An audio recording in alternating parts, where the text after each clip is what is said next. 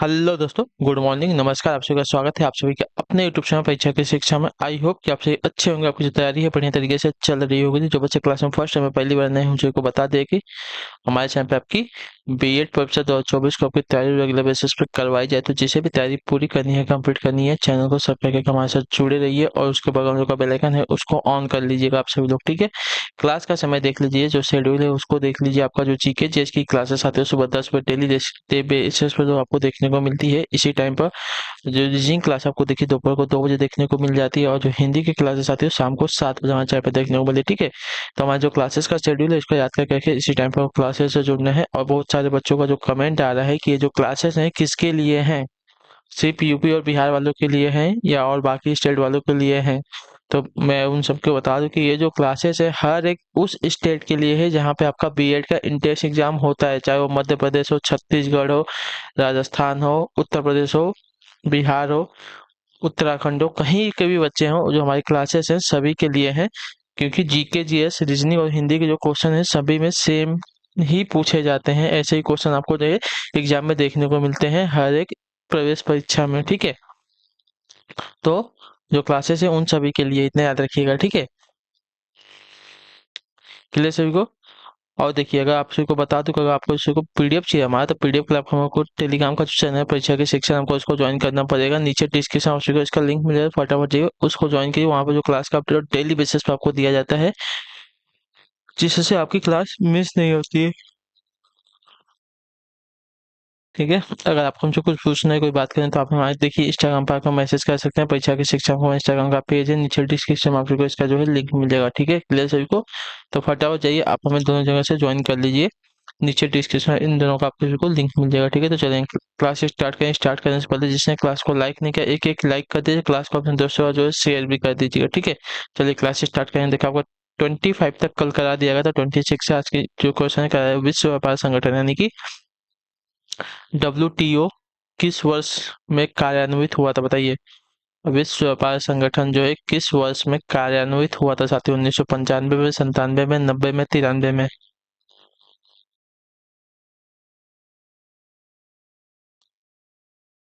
तो आपका right answer हो जाएगा ऑप्शन नंबर ए, 1995 में, जो आपका दिया गया है सही उत्तर हो जाएगा। ठीक है, क्लियर है।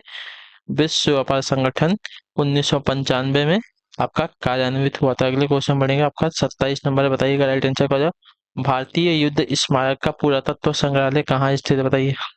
कोलकाता में, मुंबई में, चेन्नई में या दिल्ली में? तो भारतीय युद्ध स्मारक का पुरातत्व संग्रहालय आपका स्थित है साथियों कोलकाता में, जो आपका दिया गया ये वाला विकल्प आपका सही उत्तर हो जाएगा। ठीक है, क्लियर है। अगला क्वेश्चन देखेंगे, आपका 28 नंबर प्रश्न है, बताइएगा राइट आंसर क्या हो जाएगा।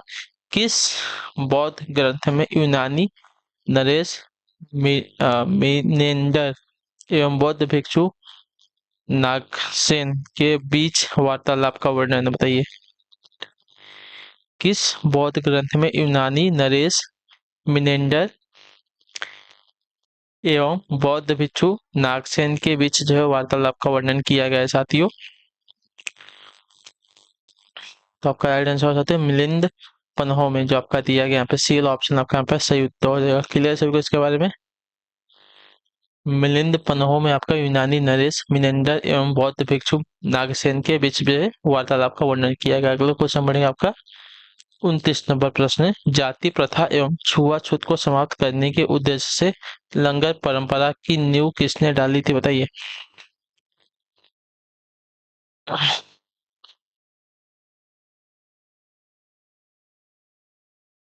तो आपका सही उत्तर हो जाएगा गुरु अमरदास ने, जो आपका दिया गया सी वाला विकल्प आपका राइट आंसर होगा। ठीक है, क्लियर सभी को। जाति प्रथा एवं छुआछूत को समाप्त करने के उद्देश्य से लंगर परंपरा की जो नींव है आपकी गुरु अमरदास ने डाली थी। ठीक है, क्लियर है। अगला प्रश्न देखेंगे, आपका 30 नंबर प्रश्न, बताइएगा सही उत्तर का। साथियों आपका क्या दिया गया, पहले देखिए, पारसी धर्म के संस्थापक हैं कौन, बताइए।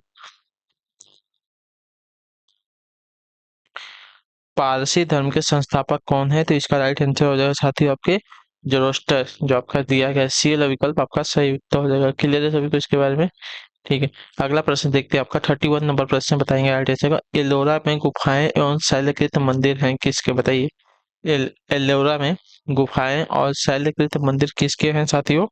तो आपका राइट आंसर हो जाते हो हिंदू, बौद्ध और जैन के, जो आपका दिया गया यहाँ पे टी वाला विकल्प आपका सही उत्तर हो जाएगा। क्लियर सभी कुछ क्या है। एलोरा में गुफाएं और शैलकृत मंदिर है हिंदू, बौद्ध और जैन तीनों धर्मों के। ठीक है, क्लियर है। अगला प्रश्न देखें आपका 32 नंबर प्रश्न आपका दिया गया, हाथी उत्सव मनाया जाता है कहाँ पर, बताइए।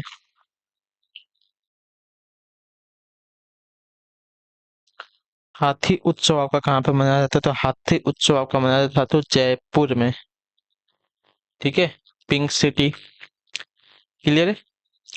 अगले क्वेश्चन बढ़ेंगे आपका, देखेंगे 33 नंबर।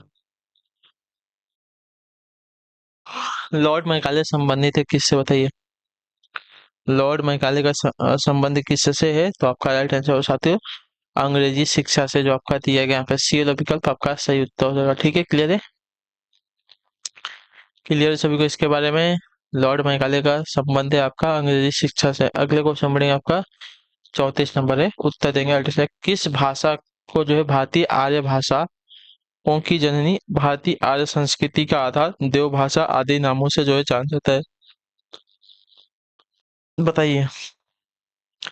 किस भाषा को जो है भारतीय आर्य भाषाओं की जननी, भारतीय आर्य संस्कृति का आधार, देव भाषा आदि नामों से जो है जाना जाता है, तो आपका राइट आंसर हो जाएगा साथियों आपका संस्कृत भाषा को, जो आपका दिया गया यहाँ पे सी वाला विकल्प आपका सही उत्तर हो जाएगा। ठीक है, क्लियर है। अगला प्रश्न 35 नंबर प्रश्न, बताएंगे राइट आंसर को। मेघ गर्जन वायुमंडल की किस परत में होता है, बताइए। मेघ गर्जन जो है वायुमंडल की किस परत में होता है, इसका सही उत्तर क्या हो जाएगा। आयन मंडल में, ओजोन मंडल में, क्षोभ मंडल में, संताप मंडल में।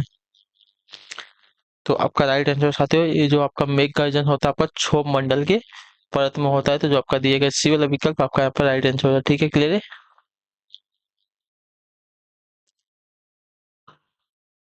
चलिए अगला प्रश्न देखते हैं आपका 36 नंबर, उत्तर देंगे राइट आंसर का। उच्च स्तरीय इंडियन स्कूल ऑफ बिजनेस स्थित है कहाँ पर, बताइए।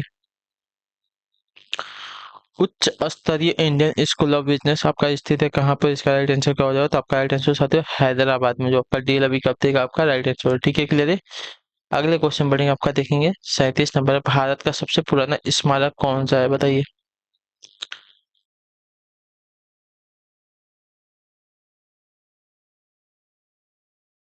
तो भारत का सबसे पुराना स्मारक आपका अजंता की गुफाएं हैं, जो आपका दिया गया टी वाला ऑप्शन आपका यहाँ पे राइट आंसर हो जाएगा। ठीक है, क्लियर सभी को इसके बारे में।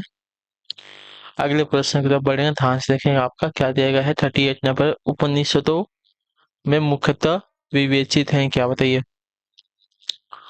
उपनिषदों में मुख्यतः विवेचित क्या है, धर्म है, दर्शन शास्त्र, योग है या कानून है। तो आपका राइट आंसर हो दर्शन शास्त्र। ठीक है, उपनिषदों में मुख्यतः विवेचित आपका दर्शन शास्त्र, तो जो आपका पहला ऑप्शन देगा आपका यहाँ पे राइट आंसर। अगले क्वेश्चन बढ़ेंगे 39 नंबर। भाषा के संबंध में हिंदी शब्द का प्रयोग सर्वप्रथम किसने किया, बताइए। हिंदी शब्द का प्रयोग पूछा है, ठीक है। तो आपका राइट आंसर हो सकते हो अमीर खुसरो ने, जो आपका दिया गया यहाँ पे ये वाला विकल्प आपका सही उत्तर हो जाएगा। ठीक है, क्लियर सभी को उसके बारे में। भाषा के संबंध में हिंदी शब्द का सर्वप्रथम प्रयोग जो आपका अमीर खुसरो ने किया था। ठीक। अगला क्वेश्चन 40 नंबर है, बताने की कोशिश करेंगे साथियों सही तरीका हो जाएगा। विश्व भारती विश्वविद्यालय की स्थापना किसने की थी, बताइए।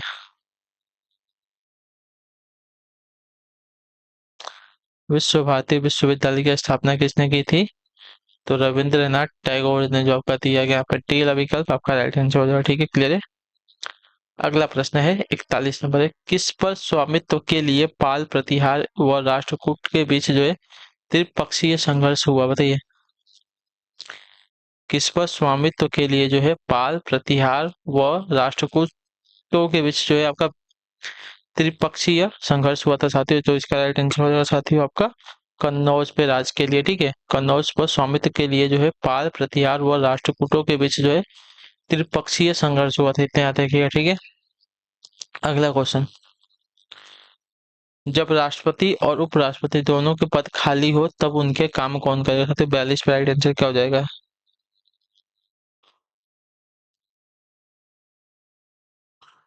तो उनके कार्य जो है भारत के मुख्य न्यायाधीश करते हैं, तो जो आपका दिया गया यहाँ पे सी वाला विकल्प आपका सही उत्तर है। ठीक है।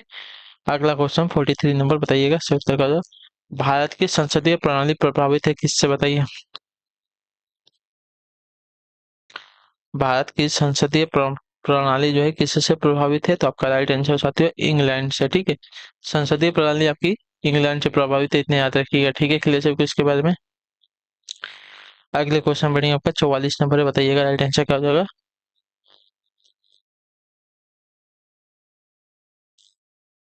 समताप मंडल में ओजोन परत का कार्य है क्या? बताइए, समताप मंडल में ओजोन परत का कार्य क्या है?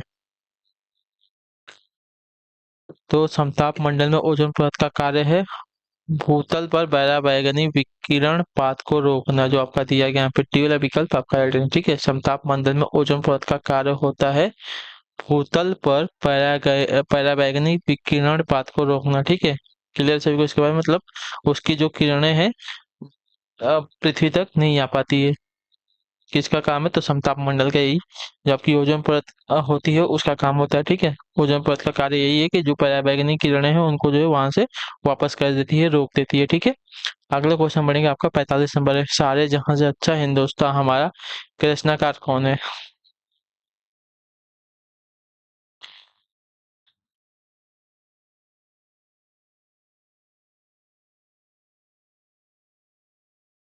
तो आपके इकबाल जी हैं, जो आपका दिया गया पहला विकल्प आपका सही उत्तर है। ठीक है, अगला क्वेश्चन देखें, 46 नंबर। भारतीय कम्युनिस्ट पार्टी का अस्तित्व किस वर्ष में आया था? बताइए, भारतीय कम्युनिस्ट पार्टी का अस्तित्व जो है किस वर्ष में आया है? इसका राइट आंसर क्या हो जाएगा? तो इसका सही उत्तर हो जाएगा साथियों 1921 में आया था, जो आपका दिया गया टी वाला विकल्प आपका राइट आंसर होगा। ठीक है, क्लियर से इसके बारे में, भारतीय कम्युनिस्ट पार्टी का अस्तित्व जो आपका 1921 में जो है अस्तित्व में आया था। ठीक है, अगला क्वेश्चन बढ़ेंगे, आपका देखेंगे, जनरल डायल की हत्या किसने की थी? बताइए, जनरल डायर की हत्या किसने की थी? तो आपका उधम सिंह ने किया था, जो आपका दिया गया यहाँ पे सी वाला विकल्प आपका राइट आंसर है। ठीक है, क्लियर है। अगला प्रश्न देखेंगे, एक 48 नंबर है,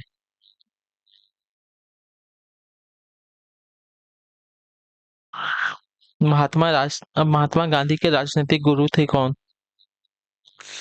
मदन मोहन मालवीय थे, बाल गंगाधर तिलक थे, लाला लाजपत राय थे, गोपाल कृष्ण गोखले थे? तो आपका राइट आंसर हो जाएगा option number D, Gopal Krishna Gokhale थे। ठीक है, जो आपका दिया गया आपका राइट आंसर हो जाएगा। ठीक है, अगला क्वेश्चन 49 नंबर है, साइमन कमीशन का भारत आगमन किस वर्ष में हुआ था? तो 1928 ईस्वी में, जो आपका दिया गया यहाँ पे पहला विकल्प आपका राइट है। ठीक है, साइमन कमीशन का भारत आगमन जो आपका 1928 ईस्वी में हुआ था। ठीक है, क्लियर है। अगला क्वेश्चन देखिए, आपका 50 नंबर बताएंगे राइट आंसर का, निम्नलिखित में कौन सी भाषा जो है संविधान की 8वीं अनुसूची में नहीं है? उर्दू, नेपाली, कोंकणी या भोजपुरी? तो आपकी भोजपुरी। ठीक है, 8वीं अनुसूची में आपकी भोजपुरी भाषा नहीं है, तो जो आपका दिया गया टी वाला विकल्प आपका राइट आंसर हो जाएगा। ठीक, क्लियर है। तो इसी के साथ जो आपकी क्लास है आज की यहीं पे कंप्लीट होती है। आई होप कि आपको जो क्लास है अच्छी लगी, अच्छी लगी क्लास को लाइक कर दे, चैनल पर पहले चैनल को सब्सक्राइब, और हमें जो है कमेंट करके अपनी राय जरूर दीजिएगा क्लास कैसी लगी। ठीक है, तो हम आपसे मिलते हैं आपकी अगली क्लास में, तब तक के लिए टाटा बाय बाय, जय हिंद, जय भारत। आपसे क्लास से जुड़ने के लिए बहुत बहुत ही धन्यवाद साथियों।